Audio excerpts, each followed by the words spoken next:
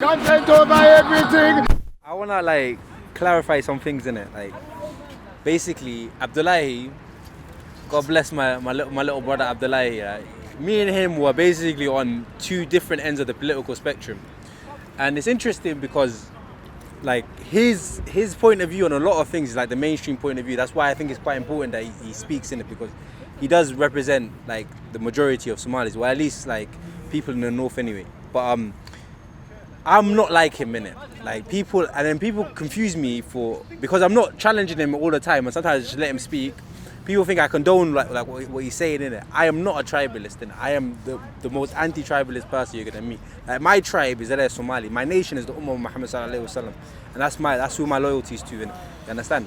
Now the part of the Ummah I come from is the Horn of Africa, where the Somali people reside. And for me, Somali is a tribe, first and foremost. Before it's a nation, it's a tribal people.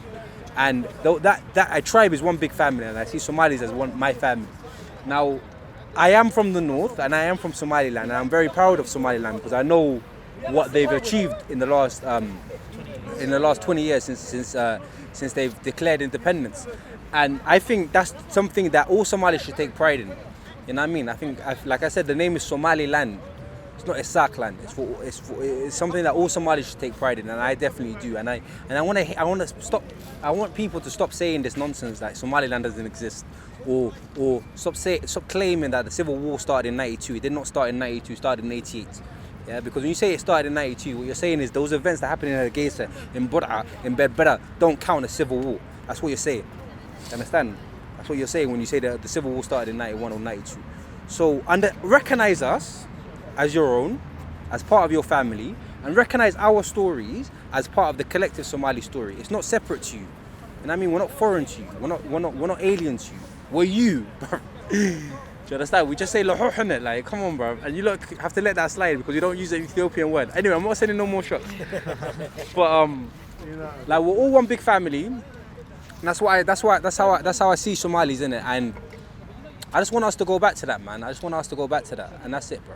Well, as long as we got the Somali language, yeah, and we are going to be the Somali people, because language and identity are very closely linked if you look throughout the world. So I think why we are Somali is because of our language, yeah? And I think that our language, that's why I was going on to one of the things that we could help our people, our young generations to identify themselves is through poetry. Because within the poetry are a lot of historical things, a lot of sentimental cultural things that we can learn from, definitely. And the language in itself is deeper when in the poems. Mm-hmm. So I really think that as Somali people, we speak one language, we got one religion, we got one culture, so we are one people. If we were by the colonial people given borders and called Djibouti and called Ogadenia and called Somaliland and called Somali Republic or NF, it doesn't really matter. We know who we are.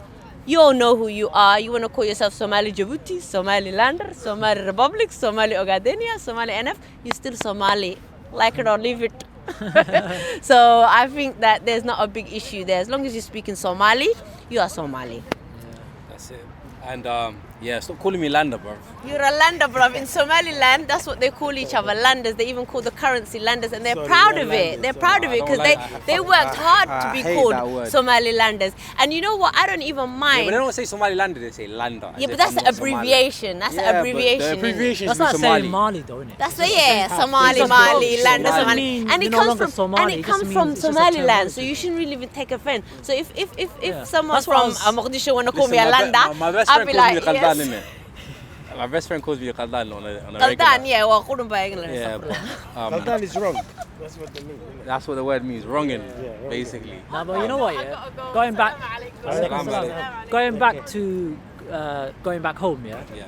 I think one thing I would say is, like, if you got like nieces and nephews, yeah, that are completely sort of immersed in this culture, it's probably take them with you. So if you're going back home, take them with you. Pay for their little flight. You know, maybe the family can all chip in. You don't have to pay for them every year. It's important, but man. chip in, take them there and give them a good experience. So they can, and then they can connect themselves, man. They can connect back. That's it, bro. Because a big part of the problem that we have is low self-esteem. Like growing up, I wasn't proud to be Somali, and like I'll be real with you. Like it wasn't a title. that it was something that you hang your hat on. It was not something that you saw as a crown. It wasn't something that you saw as a positive. And I mean, it was always a negative. The only thing that I associated with Somali growing up was warfare, famine, drought, etc. In it. It was never something good in it. You understand? So for me, I a big part of the solution is re-educating the children and getting these kids before they're brainwashed by the Western media or the Western schools in it, and teaching them, look, bruv, you're not just a pirate, you're an admiral. You built the first navy, you built the first warship, you built the first armada, bro. Understand? You conquered all of these lands well before these white people, these English people, these Europeans. You dominated these seas long before them, innit? You understand?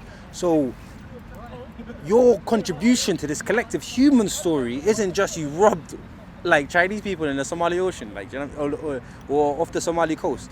Your contribution to the collective African story, to the collective human story, is far, far greater. Do you understand? And for me, like when I went back to Somaliland and I saw La Scala, or I saw I read about the history of Bedbeda, I read about the history of Aden, and I read about the Said, for example, and I discovered all of these things about my history. Like it gave me pride in myself, and it gave me self-esteem.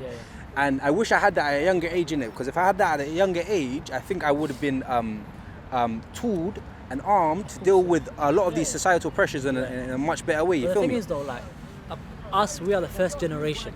Yeah, so we're an experiment our basically. Parents, exactly. Our parents came here, didn't know the language, and so we are like what 1, 2, or some of us born here, right? Yeah. So obviously we needed someone to give us that sort of connection back to our country. Sure. But we didn't have that. But now that we've got to a certain age, now we can give that to the next generation. And I think it's more urgent for the next generation because, like they're dealing with things that we didn't have to deal with growing up. You know what I mean? So, and they say every generation gets worse or whatever. Like everybody gets a bit more madder, or like the roads get a bit more colder, whatever the case may be. But their situation is more urgent than my one at their age. I would suggest that. So, if we are knowledgeable about some of their problems, or at least a lot of their problems, we are in a position to offer help from a position of knowing and not of a position of ignorance, you understand? Whereas when our parents and our uncles and our aunties are doing it, they're doing it mostly from a position of ignorance. They don't really get it. You understand? So I think that's our advantage, yeah? Yes, brother. Can't see me, oh yeah. Salam, bro. You good, yeah? So yeah, like I keep going about this idea of repatriation in it, because I really believe in this in it, and I think it's gonna it's how we solve our problems. And at the moment, huh? No, man, your headphones are hanging up. And at the moment, for the most part, it's not our best that are going back. Yeah. Obviously, I don't want to like generalize, but for the most part, it's not our best that are going back. And I want to see our engineers, I want to see our doctors, I want to see our nurses, I want to see our teachers going back and using those skills they learnt here back home, innit? Right? Brain drain, innit? What's happening? Brain drain, exactly. But yeah, I mean, content. You're like you follow Garvey, innit? Or you read a lot about Garvey, right? And this is his big thing, innit? Repatriation, innit? So what are your thoughts on it? What, like going back to Africa? Africa for the African. Africa for the I African. ain't even been to the continent yet myself, you get me? So I don't know, fam. To me, Africa's all pictures what I see on TV, and like I said, fam, man, growing up, man, had a bad impression still. Yeah. Even Somalia, fam, man, like the only thing man knew about Somalia was Black Hawk Down, fam. You get me? And that Big up IDs, bro. the way you man was describing Somalia a while ago, like we were saying about your villas and the education and the importance of all that. You don't see that in Black Hawk Down. All we see is like a war-torn country, innit? Man, And they didn't even hire Somalis to be in the film. That's I know, just that's the the worst thing still. So a bunch of Kenyans, bro. Like it's actually a hype, bro. Yeah, but they just got man licking each other down. So that's the impression man got. You get me, so man need to get educated. Completely different. Man need to get an actual education of what the different countries in Africa are about. You get me? And what happens there, and then man will feel some different type of connection. You get me? I mean, I'm born. Obviously, I was born over here, but my parents are from Jamaica, innit? So, man's like supposed to have a connection to the west coast of Africa. You get me? Like more like Ghana or Nigeria, them sides there, where man's supposed to be from. You get me? But even like again, fam, I need to be educated on it. Yeah. So it's a good thing. That's a good point, because like if you look at Caribbeans, or say Asians, they came here in the 50s and that, So just like us being here in the 90s, that first generation had issues, right? And then that generation grew, and then they were able to give a little bit back to the next generation, right? But they had the black problem. So their problem was the whole black social structure that's causing them problem. So that's always undermined them. So with us, we have to give back to the next generation. So get them out of there and then take them back home, reconnect them back to the motherland, and slowly, once they appreciate it, they're gonna go back themselves. It's the fact that we don't appreciate it. We think here, this is always, bruv, I was in 30 degrees about less than 2 weeks ago. Yeah, and I come back to this. Europe's the real third world, bro. They lie to us. Wallah, that's the reality, bro. Yeah, They it's lie to poor. us. Then people are living good, you know. You know what I mean? Listen, like I keep saying, all of this stuff, bro, it was built on your back, innit? Yeah. That's the reality, innit? Like 15% of all the trade in the world goes past Somalia and goes into the Suez Canal. If you want to know why Somalia is so screwed up right now, it goes back to the Suez Canal, innit? If the Suez Canal never existed, these men wouldn't be interested in us. If they weren't interested in us, our situation wouldn't look like it is now, innit? You understand? So, like, Somalia has been blessed by its geography. We were rich for 10,000 years because of our geography, because of where we are in the world, innit? Yeah, because we were the gatekeeper between Africa and India and China, innit? And we took stuff from Africa and we sold it to the Indians and the Chinese. We took stuff from the Chinese and Indians and we sold it to other Africans. You know what I mean? That's what we were doing. We were that link, right? That's true. And then this canal was built. This fake canal was built and it severed Africa and it caused huge problems. Now, the interesting thing is there's another canal and it's called the Panama Canal and it goes through Panama.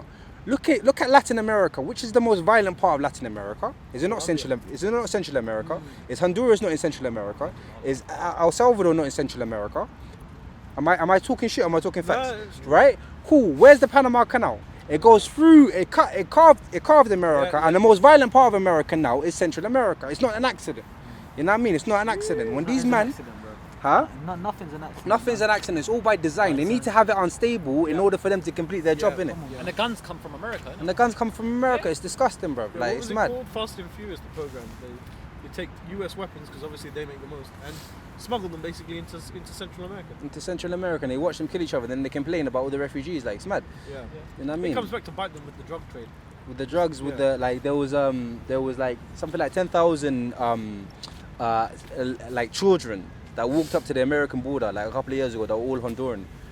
You know what I mean? And they were bopping through the desert, bro. They got a nerve You know what I to mean? call them illegal aliens. And then and they're not even illegal aliens. Just think about that terminology, it's innit? a foreign entity, like. They're not even human. They're not even from this planet, bro. They're alien. Come on, like, it's mad to me. It's crazy to me. So, boy, like, when we're talking about repatriation as well, look, understand, Somalis, when you go back to Somali, yeah, you become the middle class, yeah, and that comes with some dangers. And I would suggest everybody reads up on Liberia and the Liberian experiment. And Liberia was the one country in Africa that was colonized by the United States of America. After the American Civil War, the people in the north were like, look, what we're gonna do with all these black people, we don't want them to get revenge on us, let's send them back to Africa, basically, innit?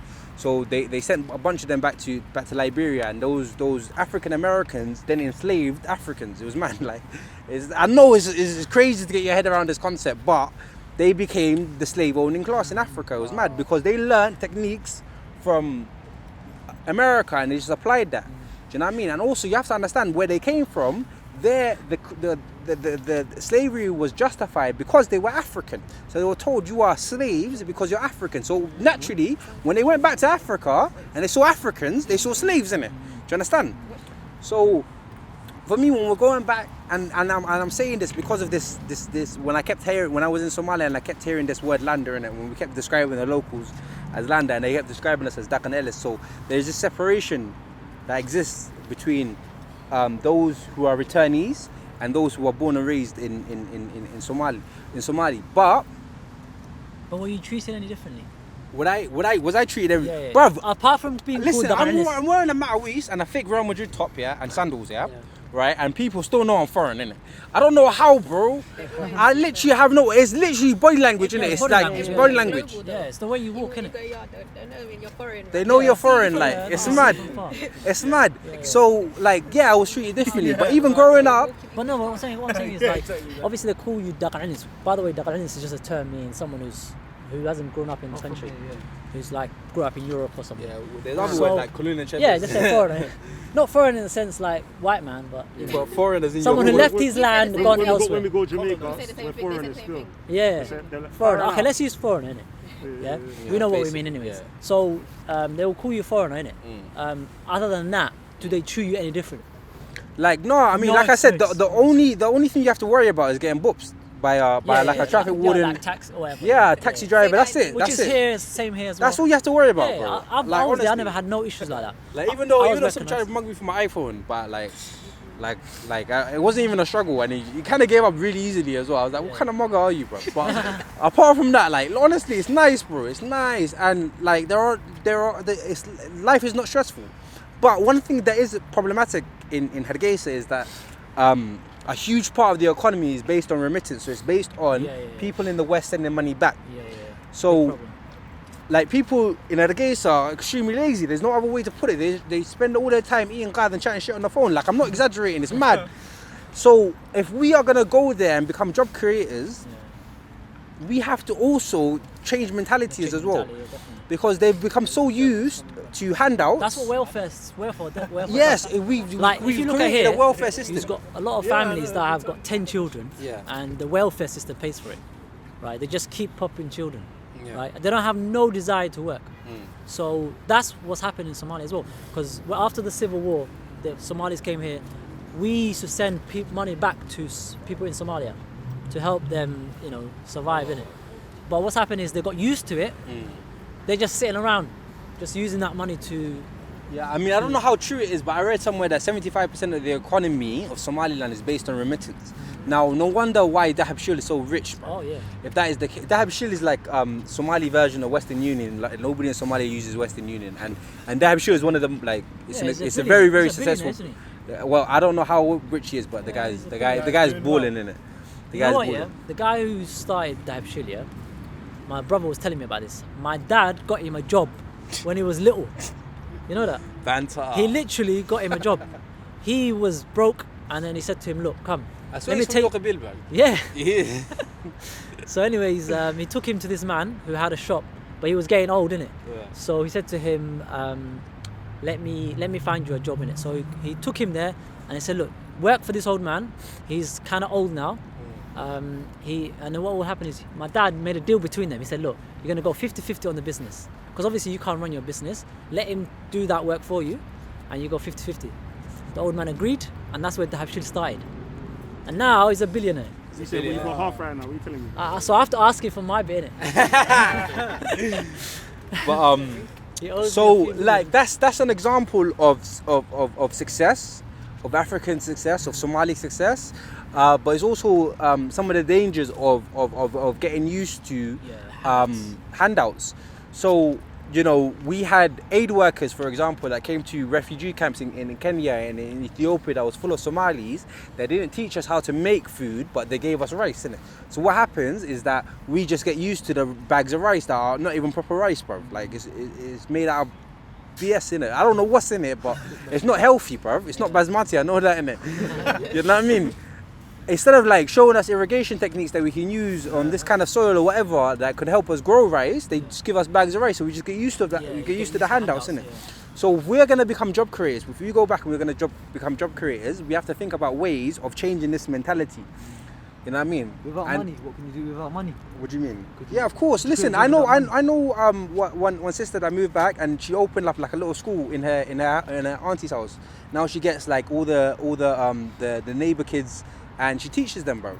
She's teaching them. That's sick, bro. That's amazing, bro. Can you create jobs without money? So, for example, you see how you were saying that when you get this like little taste of money, like when people send money back, like they become dependent on it. Yeah. So when you go to Somalia, and when you create jobs, can you create jobs without having? Well, you need something as capital, yeah. But when you are giving these jobs out to people, can you also provide them with free housing? Let's say. Well, because look here, throughout human history, not even human history, like currently, money corrupts, innit? Sure. So if you take you going back to Somalia and giving out jobs and stuff, people might dare take you for granted. Do you understand what I mean? Like when you said you're being booped. Yeah. But because they're thinking, oh, you're not here for X amount of time, you're gonna go back. But when you're there for like permanently, you understand? Like maybe the mindset might change about you, but I think it's the physical money in it that you need to change about as well, innit? It's a bit mad.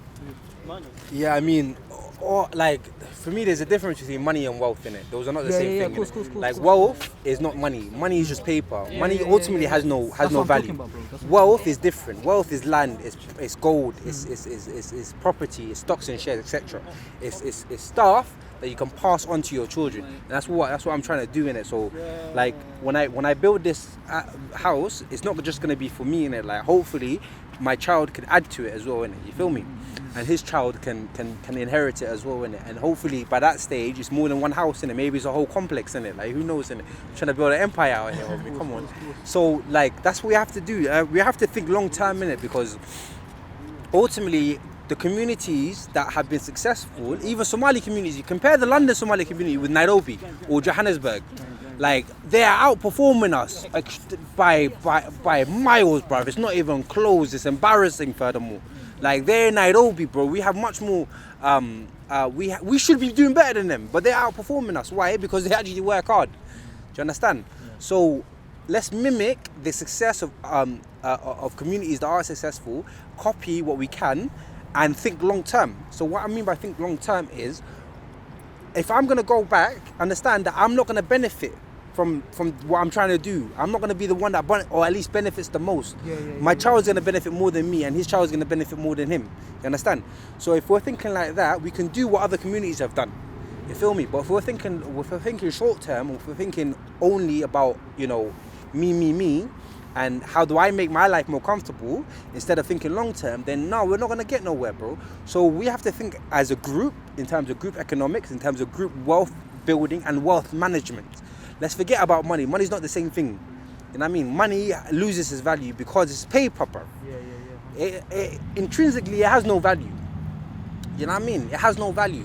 Like, if you got a banknote on you, I'll show you, I'll prove to you right now in it. Like, somebody's got, like, it says on the banknote, I promise to pay the bearer on demand a sum of £5. Once upon a time, that used to say, I promise to pay the bearer on demand the sum of £5 sterling. That piece of paper represented £5 of sterling silver. That's where the word pound sterling comes from. Yeah? So you could go to the bank and swap your receipts. That's what it was. It was a receipt for actual physical silver. Now it says I promise to pay the bearer on demand the sum of £5. So a receipt becomes a receipt. You can swap your receipt for another receipt. It's extraordinary. That's why they're able to print money and pump it into the system. They literally have the audacity, I'm not kidding, they have the audacity of printing money out of nothing, yeah? And then they put it in, they lend it to banks and governments, and they have the audacity of asking for interest in return.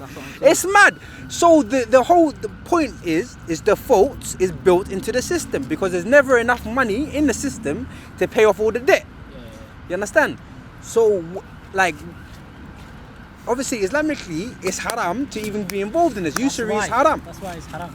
Usury is forbidden, isn't it? You don't get involved in it. That means you don't open a bank account, bruv. You feel me? A bank account is usury, bruv. You're getting paid interest because you are the lender. You understand? So when I say let's go back, for example, we have Hagbed, isn't it? So we have something like it's like a community savings scheme. Like, it's amazing, bro. And honestly, like, a lot of our success in Nairobi or Johannesburg or London or Toronto is based on this. Hagbed, is based on this, innit? So why don't we go back to that? Why we got our money in HSBC and Barclays like it's halal, bro? It's not halal, bro. It's not halal. Like, don't we fear God, bro? Are we not meant to be Muslims, bro? Like, but we have like debt like it's casual. We're lending money to banks like it's cash. Do you know what I mean? So, like I was saying, understand the difference between wealth and money. When people get used to something, they don't really question it. Even student fees. Yeah, right? that's another thing. Now, when I was younger, because my parents were new to this country, they didn't even realize all these things. They just think the government's just giving us money. Free money, yeah. But we don't realize it's actually interest. Obviously, we do. So we just go into it blindly. Now, I had to pay back 12k on my student. I cleared it now, alhamdulillah. But I had to pay that back in lump sums when I started working, just to clear that debt. But initially, you just go into it without realizing all these things. Yeah. Yeah, so man. I owe 50 racks to the Queen, and you're not getting it. So what, is it You're haram not to go getting uni it, then? huh? Is it haram to go uni then? That's a wrap.